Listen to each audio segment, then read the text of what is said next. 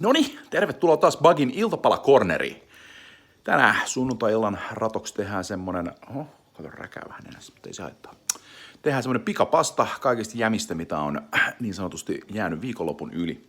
Mä tossa tein nopeat esivalmistelut, löysin vanhaa salamia, vähän niin sanottua sibalia ja on siinä muuten, ai että on valkosipulia, se on niin hyvä.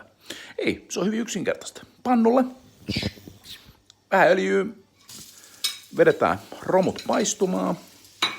Ai jumalauta. Sibali jäi. Kato, vedetään tosta yksi tommonen pikku salami tolle meidän koiralle. Se nappaa sen noin kivasti. Ja sit vähän hölskytellään. Ai että ne kuulostuu siinä niin mukavasti, että sit vähän jäi rouvalta pastaa yli, niin röläytellään tämmönen niin sanottu pasta blöntsö. Sitten vähän aikaa paistellaan. Kohteeka päästään maisteleekin. Siinä kun on vähän aikaa paistellut pannulla, niin siirretään tuohon lautaselle. Ai että kun näyttää niin hyvälle, mutta ei se siihen jää, kato. Pistetään siihen vielä tämmönen, kato, mulkku.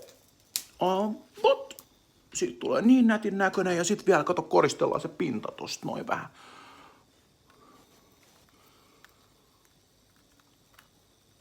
Kevätsipulilla. No niin, kevätsipalia. Nyt päästään sitten herkuttelemaan.